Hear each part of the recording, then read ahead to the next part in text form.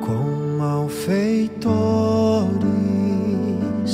morreu por minha culpa. Jesus a vida deu,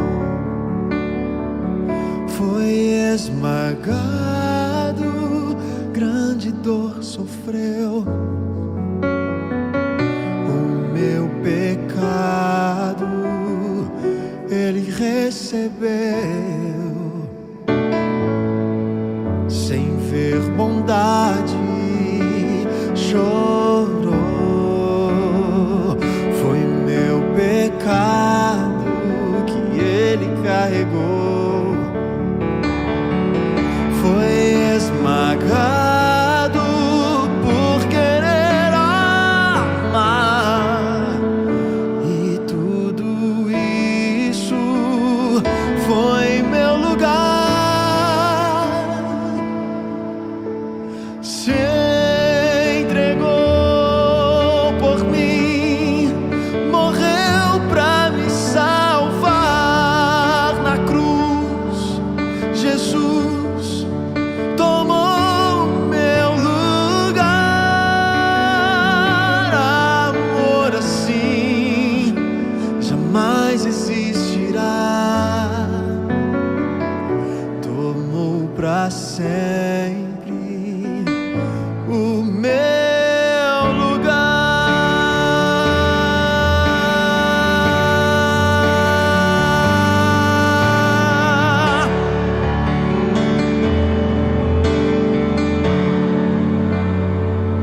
Com malfeitores morreu por minha culpa. Jesus a vida deu, foi esmagado, grande dor sofreu. O meu pecado Ele recebeu, sem ver bondade, chorou. O meu pecado que Ele carregou, foi esmagado por querer amar, e tudo isso foi meu lugar. Se entregou por mim, morreu pra me salvar na cruz. Jesus tomou o meu lugar. Amor assim jamais existirá. Se entregar só pra me salvar, morto foi Jesus, Cordeiro de Deus, Senhor da cruz, eternamente Rei. Amor assim jamais existirá. Tomou pra sempre o meu lugar,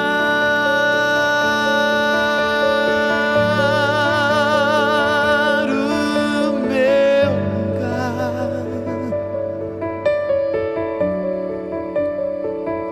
Amor assim jamais existirá.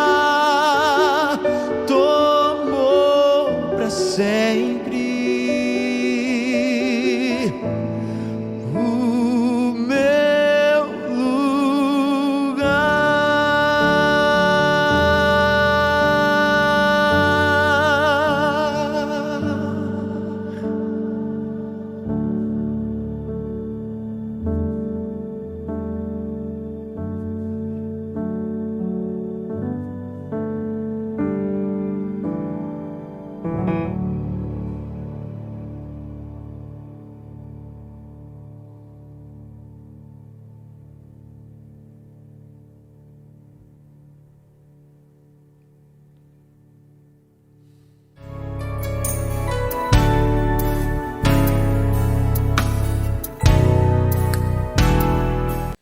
Olá, que bom estarmos aqui mais uma vez para continuarmos a estudar a Palavra de Deus. Como é gostoso ler a Bíblia Sagrada, entender os planos de Deus, ouvir a sua voz. Já estivemos aqui estudando um pouco sobre a fidelidade mesmo quando tudo vai bem. Estudamos a história de José e é importante nos lembrar que tudo aquilo que somos e temos é dado por Deus para um propósito, para glorificar o nome de Deus e para sermos uma bênção às pessoas ao nosso redor. Precisamos ser fiéis mesmo quando tudo vai mal, nos lembrando de que Deus está no controle da história deste mundo e muito em breve o veremos nas nuvens dos céus, quando toda injustiça acabará, quando toda tristeza não mais existirá, e então teremos um novo céu, uma nova terra e o reino eterno de Cristo Jesus. Precisamos confiar, não podemos permitir que nada venha nos fazer infiéis a um Deus que tanto nos ama e que nos guarda e que entregou a sua vida em nosso lugar. E hoje nós vamos falar um pouquinho da importância da fidelidade na família. O quão importante é uma família fiel para a sociedade, para a cidade, para o bairro. O quão importante Deus ser o primeiro dentro do lar também. E para isso eu convido vocês a abrirem a Bíblia no Salmo 127. É um salmo conhecido, um salmo que fala ao nosso coração, um salmo que nos faz lembrar de que o sucesso da vida está na parceria, na comunhão com Deus. Em tudo que fizermos, fazemos entendendo de que Deus deve estar no controle, Deus deve completar o incompleto que existe em nós. Mas para estudar este salmo, eu convido vocês a curvarem a fronte para orarmos ao nosso Deus. Senhor nosso Deus, em nome de Cristo Jesus, lhe agradecemos pela vida, pelo dom, pelo Espírito Santo que fala ao nosso coração.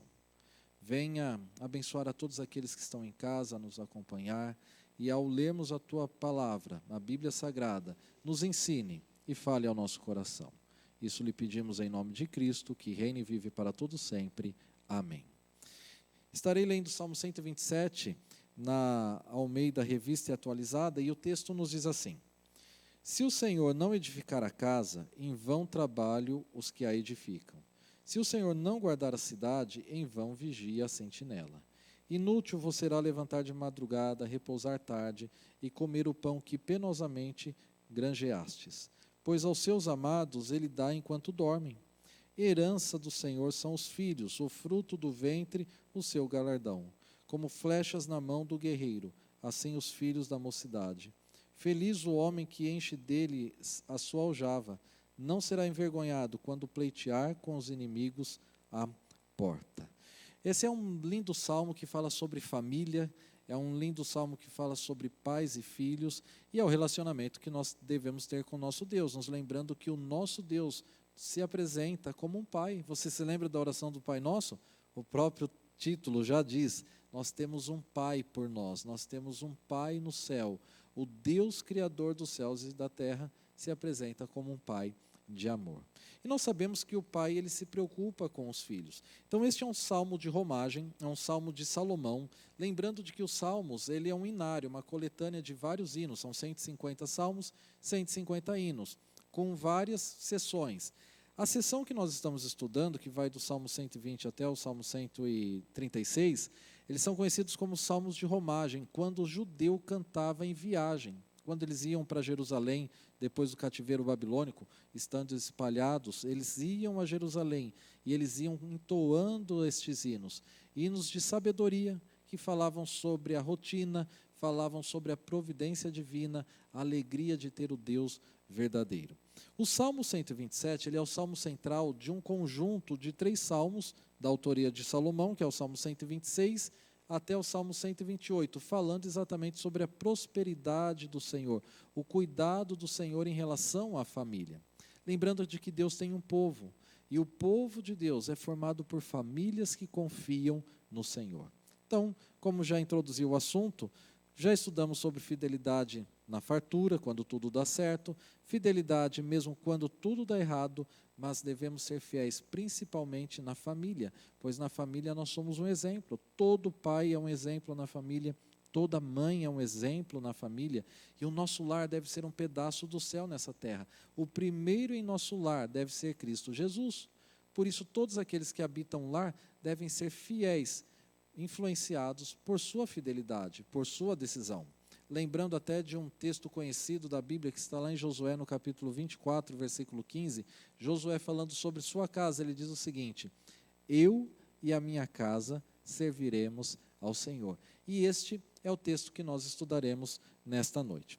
E ele é muito bonito, o texto começa falando exatamente sobre a dependência de Deus, o reconhecimento de que somos dependentes de Deus para o sucesso dessa vida, o sucesso da família, os empreendimentos da família, quando o filho sai para estudar, o pai sai para trabalhar, quando a mãe sai para os seus afazeres, para a sua rotina, o sucesso de todos na família depende exatamente da confiança em Deus e de Deus estar em primeiro lugar. Então, o primeiro apelo que eu já faço para vocês: nunca comecem o dia em família, nunca permitam os filhos saírem para a escola, nunca se permita sair a trabalhar sem ter um culto matinal em casa. É importante para os filhos, é importante para o casal ter um momento na presença de Deus. Não precisa ser um tempo grande, um tempo curto, onde se lê um texto da Bíblia, se faz uma oração, se canta ali um breve hino. Isto é muito importante. E o versículo 1 começa dizendo o seguinte, sobre as inutilidades da vida: se o Senhor não edificar a casa, em vão trabalho os que a edificam. Se o Senhor não guardar a cidade, em vão vigia a sentinela. Nós sabemos que a família, ela tem muitos planos. Sabemos que os pais sonham com a formatura dos filhos. Sabemos que muitos pais, às vezes, estão naquela fase de casar os filhos e sonham com o casamento, em ver uma nova família sendo formada. Nós sabemos que a família tem os seus planos, um plano para a esposa, para o esposo, para as crianças, e todos vão se desenvolvendo mutuamente por igual. Mas nós devemos nos lembrar que todos os planos familiares, todos os planos pessoais, eles só são válidos quando nós temos uma sociedade com Cristo. E aqui está a fidelidade em família.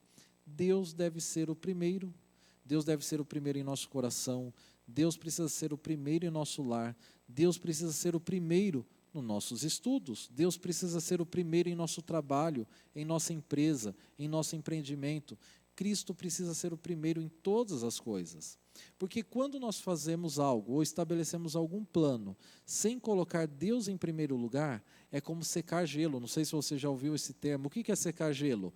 Você seca e o gelo continua derretendo. É como você ficar limpando água de um cano furado. Ou seja, o sucesso para a vida está na comunhão com Deus.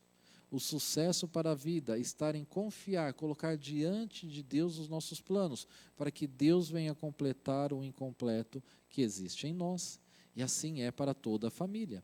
E o Salmo, ele continua nos falando no versículo 2: inútil vos será levantar de madrugada e repousar tarde. Será que essa é a sua realidade? Eu creio que sim. Quantos de nós não acordamos, o sol ainda não raiou e chegamos em casa quando o sol já se pôs? Ou seja, passamos o dia trabalhando, correndo atrás do sucesso, correndo atrás de realizar os nossos planos. Eu tenho algo a lhe dizer: nada disso é pecado, nada disso está errado. O que a Bíblia nos diz é que isso está errado quando nós fazemos sozinhos, quando nós saímos para trabalhar sozinhos, quando nós saímos para estudar sozinhos, quando os nossos planos são feitos sem a presença e sem a autorização de Deus. Inútil vos será levantar de madrugada, repousar tarde, comer o pão que penosamente granjeastes. Olha a beleza do texto: pois Deus dá aos seus amados enquanto dormem. Isso significa que Deus faz aquilo que nós não podemos fazer. E aí está o segredo do sucesso. Existe um belo texto da autora Ellen White, e ela diz o seguinte, que o segredo do sucesso está na união do poder divino com o esforço humano. É somente com o poder de Deus e com o nosso esforço que Deus pode realizar os seus planos. É somente com a presença de Deus em nossa vida que Deus se manifesta, Deus brilha, as coisas acontecem. Sem Deus, meus queridos, é como patinar. As coisas não vão prosperar. E olha só, quantas vezes nós não andamos ansiosos? Ansiosos por uma conta que temos que pagar, ansiosos por uma prova que temos que fazer, por uma aquisição. Andamos ansiosos por muitas coisas, e o próprio Jesus disse aos seus discípulos: não andeis ansiosos pela vossa vida, quanto ao que haveis de comer, nem pelo vosso corpo quanto ao que haveis de vestir. E esse texto que está no Evangelho de Lucas, no capítulo 12, Cristo conclui dizendo o seguinte: coloque em primeiro lugar o reino de Deus, e as demais coisas vos serão acrescentadas. Tanto é que este salmo está falando sobre família, que no versículo 3, Deus fala sobre a segurança da família. E a segurança da família está na posteridade, está na descendência. E o texto, versículo 3, nos diz o seguinte: herança do Senhor são os filhos. Lembre-se, nós vivemos em um mundo egoísta. E hoje muitas famílias têm sido formadas por pessoas que pensam apenas nelas. Filhos que só pensam em si, esposo que só pensa nele, a esposa que só pensa nela. E esse não é o plano de Deus. Lembrando de que na cultura judaica, nos tempos antigos, a família ela era bem estruturada, a família ela era bem alicerçada quando se tinha muitos filhos, quando a posteridade era grande. Até porque no momento de injustiça ou no momento de juízo, quanto mais filhos uma família tinha, mais protegida ela se sentia. Ou seja, o sucesso de uma família, aqueles que vieram do interior sabem que numa pequena propriedade, quanto mais filhos uma família tinha, melhor era a colheita, mais se conseguia plantar, mais se conseguia construir, porque existiam mais pessoas naquele núcleo familiar. E quando uma família era grande, ninguém trabalhava para si. Sempre um estava trabalhando para o outro, um estava servindo o outro. E esse é o plano de Deus para a sua vida, esse é o plano de Deus para a nossa vida. Formando a grande família cristã, Deus nos convida a servir o nosso próximo, a servir também a nossa família. Entender que a nossa família, ela deve representar a Cristo Jesus dentre todas as outras famílias. Entendendo de que o nosso lar deve ser um pedacinho do céu nessa terra. E o texto então nos diz que herança do Senhor são os filhos, o fruto do ventre, o seu galardão. Lembrando que na cultura judaica, o termo traduzido por cidade, ele também se refere a lar. Quando se fala de cidade, estava se falando ali de um núcleo, de um clã familiar, de um grupo de pessoas que viviam entre si, para si, colocando Deus em primeiro lugar. E quando se fala sobre proteção, a comparação do salmista é a seguinte: como flechas na mão do guerreiro, assim são os filhos da mocidade. Como é bom ter com quem contar. Quantos não dizem: ah, pastor, quando eu estou doente, eu lembro de quando eu era criança e a minha mãe cuidava de mim. É assim. Ou então muitos dizem: olha, quanto meu pai não me ajudou, tudo que eu sou hoje eu dependo não só dos conselhos, mas da ajuda financeira, da direção, do aconselhamento que o meu pai me deu. É assim a família. Diz o ditado que uma andorinha só não faz verão. A Bíblia também nos lembra muitas vezes que nós temos amigos que são mais chegados que o irmão. O importante é nós entendermos que não fomos criados por Deus para viver sozinhos. O texto bíblico nos diz que não é bom que o homem viva só. Esse é um texto se referindo ao matrimônio. Mas é importante lembrar de que fazemos parte da grande família espiritual. É por isso que os cristãos se cumprimentam chamando o seu próximo de irmão, exatamente entendendo que nós temos a mesma ligação em Cristo Jesus. Mas voltando para o Salmo especificamente está falando de família.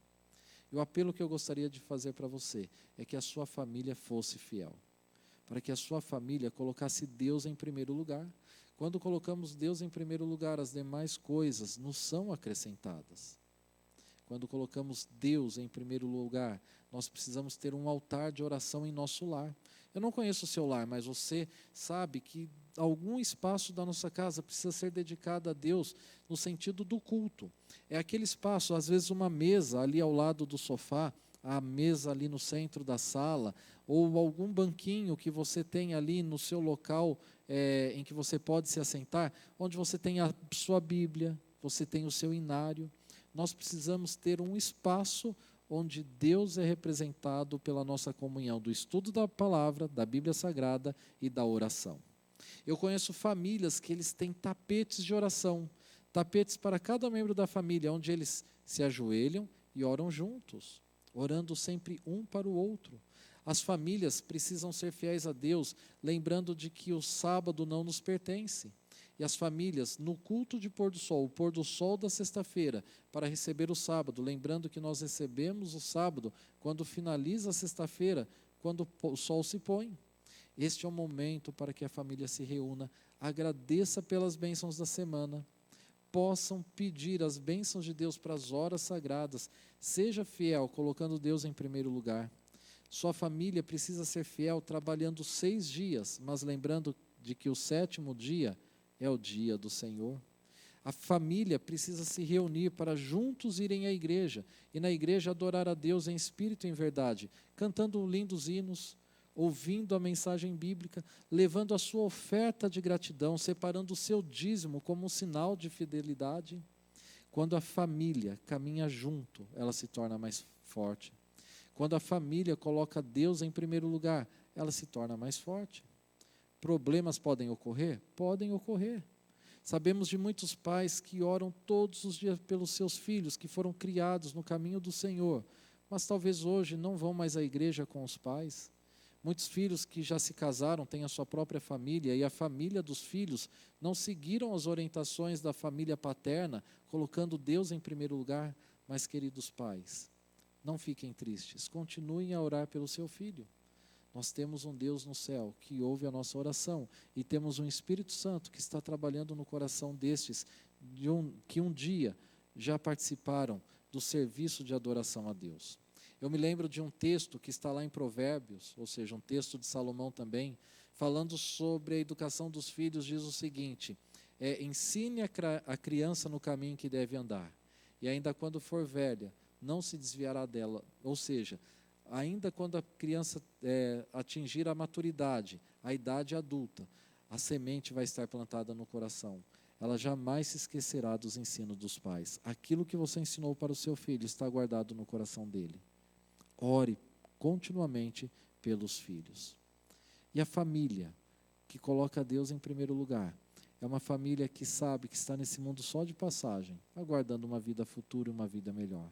Quando faremos parte da grande família celestial, quando a nossa família terá um novo endereço, e o endereço dessa família não será mais o seu endereço, o nome da sua rua, o número da sua casa, mas o endereço dessa família estará na Nova Jerusalém. Você já parou para pensar que um dia você terá um endereço na Nova Jerusalém?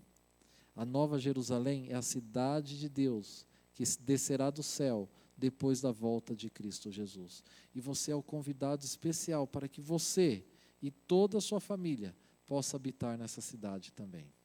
Por isso, que nos afazeres deste mundo, coloque Deus em primeiro lugar. Nos afazeres da rotina, tenha uma sociedade com Deus. E tudo aquilo que você fizer, tudo aquilo que a sua família fizer, ao sair para estudar, ao sair para trabalhar, possa estar representando dentre as demais famílias que estão vivendo neste mundo com a esperança de um novo lar, que é o nosso lar celestial.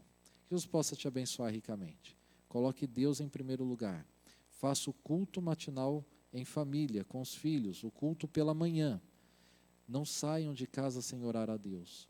Trabalhem 6 dias, mas lembrem-se que o 7º dia é o sábado do Senhor teu Deus. Faça o culto de pôr do sol na sexta-feira à tarde, recebendo o sábado, as horas do sábado, com um espírito de gratidão pelas bênçãos da semana.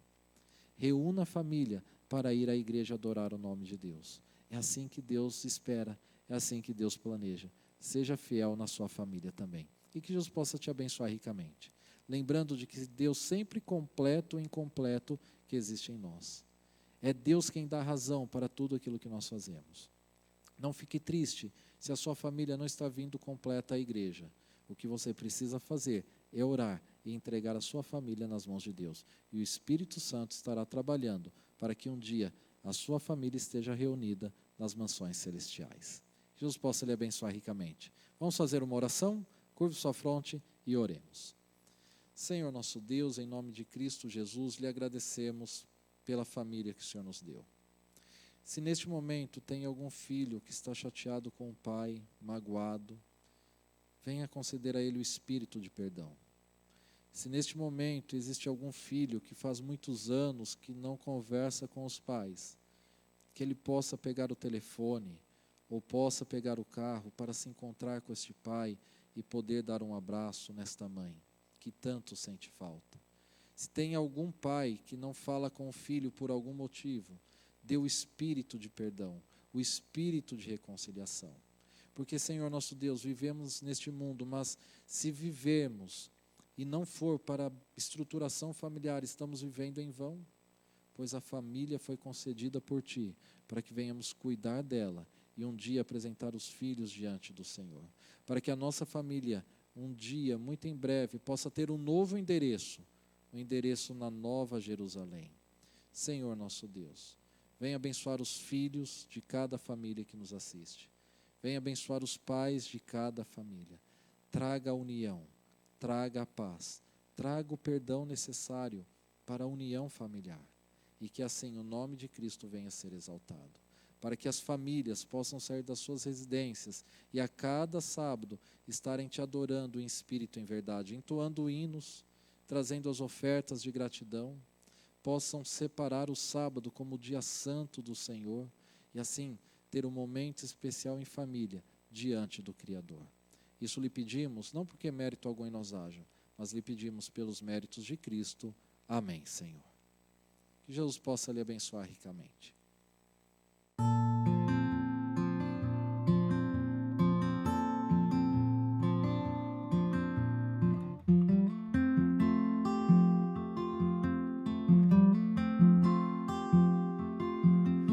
Cedo me acorda a oração, é o coração que tá apertado para ver um mundo diferente da notícia repetida da televisão. Eu me pergunto onde é que foi, alguém me explica por favor, onde é que foi que nós desaprendemos a viver em união. Quero ver mudar, mas se eu aqui só esperar, eu sou um deles, sou só um deles. Minha oração só é real transformação se começar em mim.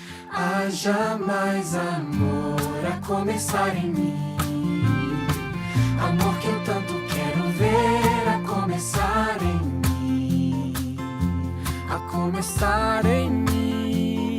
Quem me perceber, que antes possa me reconhecer, me descrever em teu amor.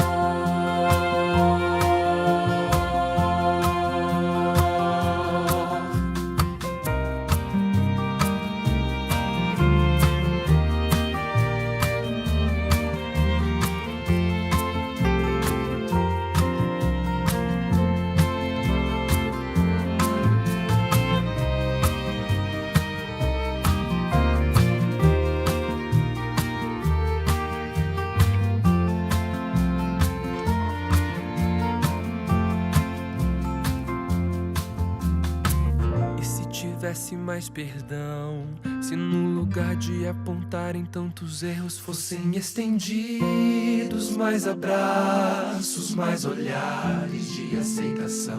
Se não mais tanto tempo em vão, se nosso bem mais precioso não faltasse quando pra ouvir, pra entender o meu irmão.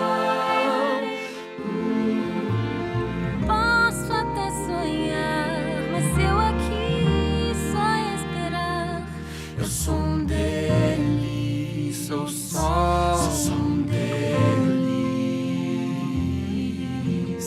Minha oração só é real transformação se começar em mim. Haja mais amor a começar em mim, amor que eu tanto quero ver a começar em mim, a começar em mim. Quem me perceber, que antes possa me reconhecer, me descrever